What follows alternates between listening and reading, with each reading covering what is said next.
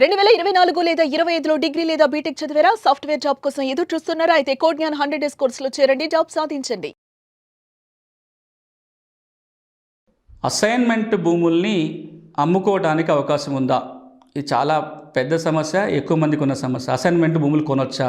మేము కొన్నాము, దానికి పట్టాలు వస్తాయా? ఇట్లాంటి ప్రశ్నలు ప్రతి ఊళ్ళో ఉన్నాయి. అసలు చట్టం ఏమంటుంది? దీన్ని మనం క్లుప్తంగా తెలుసుకునే ప్రయత్నం చేద్దాం. అసైన్మెంట్ భూములను వేటినంటారంటే, ఇప్పుడు తెలంగాణలో అయితే దాన్ని లావణి పట్టా భూములు లేదా డీఫామ్ పట్టా భూములు అంటారు. ఆంధ్రప్రదేశ్లో అయితే డీఫామ్ పట్టా లేదా డీకేటీ పట్టా భూములు అంటారు.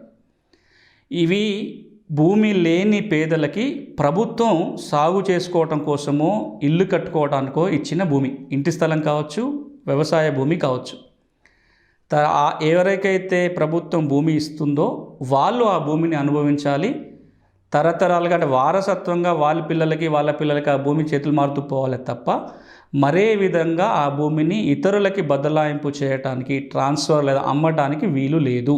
అమ్మటం మాత్రమే కాదు, దానం ఇవ్వడానికి వీలు లేదు, కౌలుకి ఇవ్వడానికి వీలు లేదు, ఇంకే విధంగా కానీ ఆ భూమిని ఇతరులకి ఇవ్వడానికి వీలు లేదు అని ఒక చట్టం వచ్చింది. ఆ చట్టం 1977లో వచ్చింది. ఆ చట్టాన్నే పిఓటి చట్టం అని 9/77 చట్టం అంటారు. అసైన్మెంట్ భూముల బదలాయింపు నిషేధ చట్టం 1977. ఈ చట్ట ప్రకారం అసైన్మెంట్ భూముల్ని అమ్మటం చెల్లదు. అమ్మినా ఆమె కొనుక్కున్న వ్యక్తికి హక్కులు రావు. ఇక అట్లా కొనుగోలు చేయటం నేరం కూడా.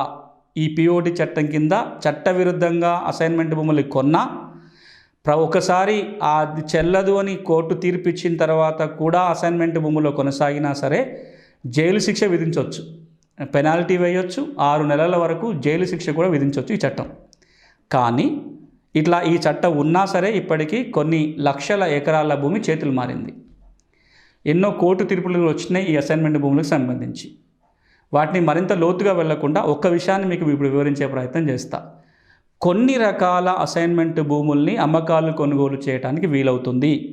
ఆ స్పెషల్ కేటగిరీ, ఎక్సెప్షన్ కేటగిరీలు అంటారు, అందులో ఉన్న భూముల్ని మనం కొనొచ్చు. అవేంటో ఇప్పుడు చూద్దాం. ఏంటా ఎక్సెప్షన్ కేటగిరీస్? ఎలాంటి అసైన్మెంట్ భూముల్ని మనం కొనొచ్చు? 1, తెలంగాణ అయినా ఆంధ్రప్రదేశ్ అయినా ప్రభుత్వం ఇచ్చే పట్టాలో కనుక ఈ భూమి అమ్మకూడదు అనే నియమం పెట్టకుంటే, అలాంటి అమ్మకూడదు నియమం పెట్టకుండానే పట్టా ఇస్తే అలాంటి అసైన్మెంట్ భూములు ఎప్పుడైనా అమ్ముకోవచ్చు. అట్లా ఇచ్చేవాళ్ళ ఎప్పుడన్నా చూస్తే కనుక ఆంధ్రప్రదేశ్లో అయితే 1954 వరకు, తెలంగాణలో 1958 వరకు కూడా అమ్మొద్దు అనే నియమం లేకుండానే పట్టాలు ఇచ్చారు. దాని అర్థం ఏంటి? ఆంధ్రప్రదేశ్లో అయితే 1954 వరకు ఇచ్చిన అసైన్మెంట్ భూములు, తెలంగాణలో అయితే 1958 వరకు ఇచ్చిన అసైన్మెంట్ భూములు అమ్ముకోవచ్చు.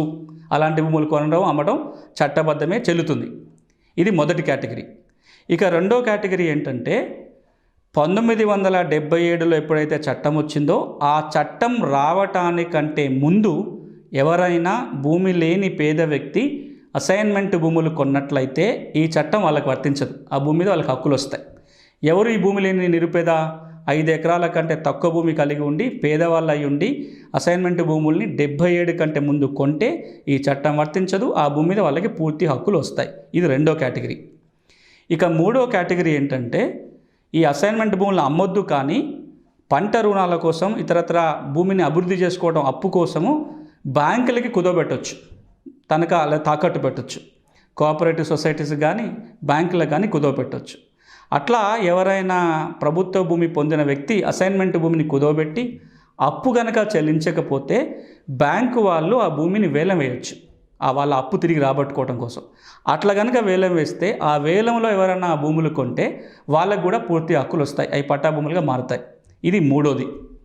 ఇక నాలుగో కేటగిరీ ఏంటంటే 1977 నుంచి ఆంధ్రప్రదేశ్లో అయితేనేమో 2007 వరకు, తెలంగాణలో అయితేనేమో 2014 వరకు ఎవరైనా భూమి లేని పేదవాళ్ళు అసైన్మెంట్ భూములు కొంటే వాళ్ళని ఆ భూమిలోకి వెళ్ళి తొలగించొద్దు, వారికే అసైన్మెంట్ పట్టా ఇస్తారు.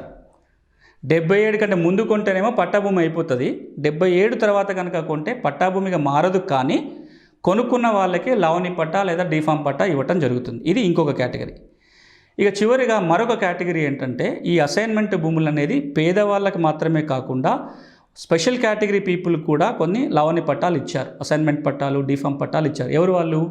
స్వాతంత్ర సమరయోధులకి, ఎక్స్ సర్వీస్ మెన్ అంటే మిలిటరీలో పనిచేస్తున్న వాళ్ళకి, ఫ్రీడమ్ ఫైటర్స్ అంటారు చెప్పిన స్వాతంత్ర సమరయోధులు, లేదా రాజకీయ బాధితులు అంటారు, పొలిటికల్ సఫరర్స్ అంటారు. ఈ 3 కేటగిరీలో ఉన్న వాళ్ళకు కూడా ప్రభుత్వం భూములు ఇస్తుంది. వాళ్ళు పేదవాళ్ళు కాకపోయినా ఇస్తారు. Ex service men, political sufferers, freedom fighters. ఈ 3 కేటగిరీలు ఇచ్చిన భూముల విషయానికి వచ్చినట్లయితే పొలిటికల్ సఫరర్స్, రాజకీయ బాధితులకు గనక లవణి పట్టా, డిఫామ్ పట్టా ఇస్తే పట్టా ఇచ్చిన వెంటనే అమ్ముకోవచ్చు, కొనుగోలుకి ఏమి ఇబ్బంది లేదు. ఎక్స్ సర్వీస్ మెన్కి, ఫ్రీడమ్ ఫైటర్స్కి ఇచ్చిన భూములు అయితే 10 సంవత్సరాల తర్వాత అమ్ముకోవడానికి అవకాశం ఉంటుంది. 10 ఏళ్ల తర్వాత ఆ భూముల అమ్మకాలు, కొనుగోలు చేయడానికి వీలవుతుంది. ఇప్పుడు నేను చెప్పిన ఈ 5-6 కేటగిరీస్ ఏవైతే ఉన్నాయో ఇలాంటి అసైన్మెంట్ భూముల అమ్మకాలు, కొనుగోలు చట్టబద్ధమే కొనొచ్చు. కానీ ఒక్కటి మనం చూడాల్సింది ఏంటంటే ఈ స్పెషల్ కేటగిరీ, ఎక్సెప్షన్ కేటగిరీ ఉన్న భూములు ఏమైనా నిషేధిత జాబితాలో ఉన్నాయా లేదా చూడాలి. ఒకవేళ గనక ఈ భూములు నిషేధిత జాబితాలో ఉంటే ముందు ఆ జాబితా నుంచి తొలగించుకోవాలి. ఈ చెప్పిన ఎక్సెప్షన్లో వస్తే కనుక కలెక్టర్ దరఖాస్తు పెట్టుకొని జాబితా నుంచి కనుక తొలగించుకుంటే ఆ తర్వాత అమ్మకాలు, కొనుగోలు చేస్తే భూమి మీద హక్కులు ఉంటాయి. ఇవి గమనించి చూసుకోండి. అసైన్మెంట్ భూములు కొనేటప్పుడు ఇప్పుడు నేను చెప్పిన జాగ్రత్తలు కనుక మీరు తీసుకోకపోతే మీరు కొనుక్కున్న కాగితం ఎన్నిసార్లు భూముల రిజిస్ట్రేషన్ జరిగినా అది చెల్లదు. ప్రభుత్వం ఆ భూమి తిరిగి తీసుకోవడానికి లేదా ఆ భూమిని తిరిగి మొదట ఎవరికైతే ఇచ్చారో అసైన్ని అతనికి అప్పచెప్పడానికి అవకాశం ఉంటుంది. కాబట్టి భూములు కొనేటప్పుడు అది అసైన్మెంట్ భూమి అవునా కాదా చూసుకోండి. ఎక్సెప్షన్ కేటగిరీ లేకపోతే మీరు కొంటే ఇబ్బందులు పడతారు.